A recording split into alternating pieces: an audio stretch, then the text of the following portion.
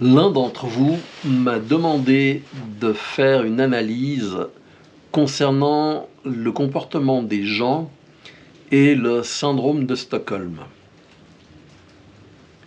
Alors, qu'est-ce que le syndrome de Stockholm? Le syndrome de Stockholm est plus ou moins reconnu, décrié, contesté par des psychiatres, alors qu'il y a eu des événements qui ont permis de le mettre en lumière. Le syndrome de Stockholm est en définitive l'attachement d'une victime à son bourreau ou tortionnaire qu'elle va défendre envers et contre tout, allant jusqu'à participer avec son bourreau et tortionnaire à des actions qu'auparavant elle aurait condamnées. Il y a eu une prise d'otage qui a été faite à Stockholm dans une banque et les personnes qui ont été prises en otage à la fin sont sorties en se mettant devant les preneurs d'otages pour les protéger afin d'éviter que la police ne les tue. Elles ont refusé de porter plainte contre les preneurs d'otages, d'aller contre eux au tribunal et ont même participé aux frais d'avocats pour leurs tortionnaires. Ça donne un ordre d'idée de ce qui peut se produire. Il y a eu une autre personnalité qui avait été enlevée à un autre moment aux États-Unis, Patricia Hearst, par le Symbionese Liberation Army, armée de libération symbionnaise, qui était d'extrême gauche. Donc Patricia Hearst était la petite fille d'un magnat de la presse, et donc il y avait une demande de rançon qui avait été faite. Il semblerait qu'elle ait été violée, etc. Mais elle s'est attachée à ces kidnappeurs, a fait le coup de feu avec eux, a braqué des endroits, elle a posé armée devant le logo du Symbionese Liberation Army.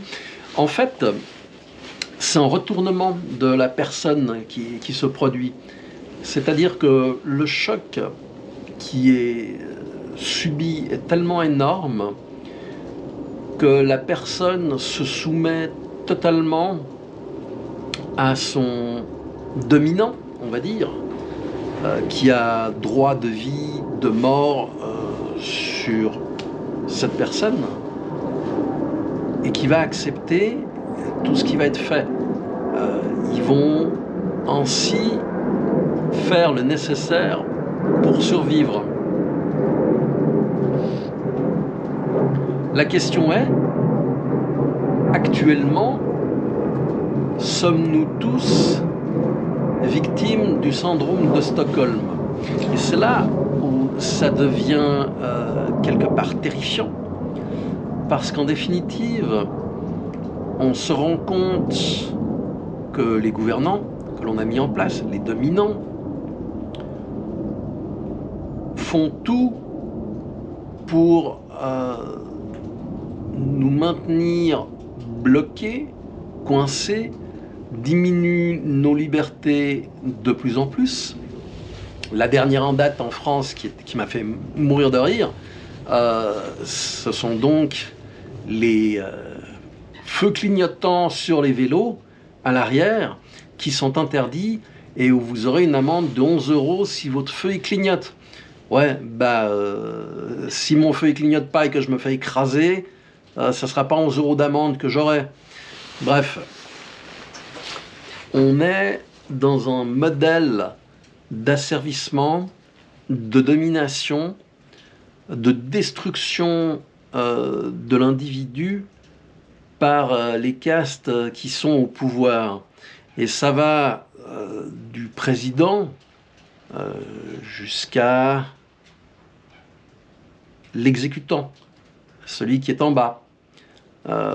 Il va faire tout ce qui est en son pouvoir pour appliquer la loi qui a été mise en place au-dessus pour ruiner les gens, pour les désespérer.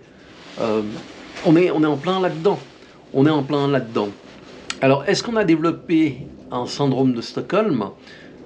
Probablement oui, puisque en 2020, janvier 2020, il y a eu un basculement sociétal qui s'est produit. Les gens étaient terrorisés. Ils avaient tellement peur eh bien, qu'ils ont accepté l'inacceptable.